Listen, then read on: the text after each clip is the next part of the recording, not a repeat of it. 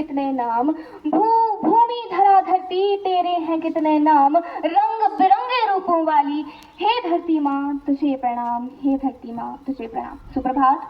संस्कार ध्वनि संस्था राजकीय आदर्श वरिष्ठ माध्यमिक पाठशाला घनाटी के प्रांगण में उपस्थित सरलता, सजनता और विद्वता की प्रतिमूर्ति आदरणीय प्रधानाचार्य महोदया, ज्ञान की गंगा बहाने वाले गुरुजन, आदरणीय बीएड प्रशिक्षु तथा मेरे सामने आकार लेता नवीन भारत का नूतन भविष्य, मैं कोमल मेहता 11वीं कक्षा की छात्रा आज आप सभी के समक्ष जिस विषय को लेकर उपस्थित हुई हूँ उसका शीर्षक है बीट प्लास्टिक पॉल्यूशन।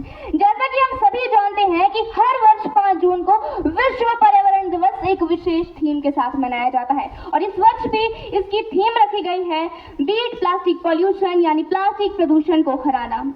सागर, बादल, गगन प्रदूषित, नदी, धरा और पवन प्रदूषित, बढ़ गया है प्रदूषण इतना, सांस लेना भी हुआ है मुश्किल, सांस लेना भी हुआ है मुश्किल। साथियों, आज हम जिस युग में जी रहे हैं वो विज्ञान और विकास के क्षेत्र में बहुत आगे बढ़ चुका है, किंतु इस विकास की कीमत हमारी धरती और हमारा पर्यावरण चुका रहा है।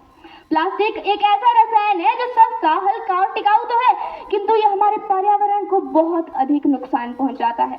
क्या आप जानते हैं कि जिन प्लास्टिक की बोतलों को आज हम यूं ही फेंक देते हैं वो हमारी धरती पर कितने सालों तक पड़ी रहती हैं? The plastic bottles we use today will break down completely in our great grandsons. It takes about 450 years just for one plastic bottle to break down completely in the ground. आज ये प्लास्टिक हमारी जल, थल, वायु सभी को बर्बाद करता जा रहा है। प्रकृति ने बिना स्वार्थ, जी हाँ बिना स्वार्थ न जाने हमें क्या क्या नहीं दिया और उसके बदले में हमने प्रकृति को क्या दिया। जिसने जीवन दान दिया, जिस प्रकृति ने हमें सब कुछ दिया, अन्न धन वस्त्र दिया, उसी का शोषण हमने किया, उसी का शोषण हमने किया। उपस्थित सभी प्रबुद्धजन, आज ये प्लास्टिक का कचरा हमारी नदियों, जंगलों, समुद्रों, खेतों, यहाँ तक कि हमारे भोजन और जल में भी पहुंच चुका है। न जाने हर वर्ष कितने हजार जानवरों की मृत्यु प्लास्टिक में गलने के कारण हो जाती है। मेरे सामने बैठी युवा शक्ति, जरा गौर करना कि क्या यही वो विकसित भारत है जिसकी हम परिकल्पना करते हैं? क्या हम अपने आने वाली पीढ़ी को ऐसी विषैली धरती सौंपना चाहते हैं?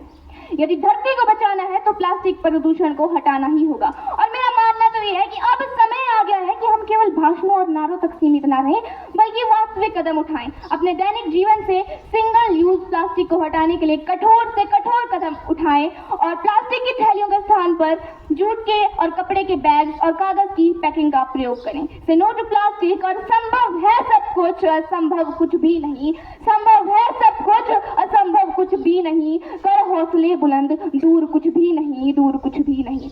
इसके लिए हमें 4R फॉर्मूला को अपनाना होगा। Reduce, reuse, recycle and refuse. आज प्लास्टिक दिनों दिन हमारे बीच में बढ़ता जा रहा है। And be the change you wish to see in the world. यदि आपको इस दुनिया में बदलाव लाना है तो सबसे पहला बदलाव आपको अपने अंदर लाना होगा। यदि आज हम सब मिलकर ये संकल्प करें, न दूसरों को प्लास्टिक का प्रयोग करने देंगे और न खुद प्लास्टिक का प्रयोग करेंगे, तो ये धरती पुनः हरी भरी बन सकती है। और इस सब में सबसे आवश्यक है जनता को जागरूक करना, क्योंकि जब तक हम जनता ही जागरूक नहीं होंगे तब तक तो कोई परिवर्तन ही संभव नहीं है। और बड़ी बड़ी बातें नहीं, छोटी छोटी कोशिशें करनी होंगी, क्योंकि ठोकर हमें पहाड़ों से नहीं पत्थरों से लगा करती है। और एक व्यक्ति का एक छोटा सा कदम भी हमारे पर्यावरण के लिए बड़ा बदलाव बन सकता है। Coming together is a beginning, staying together is a process and working together is a success.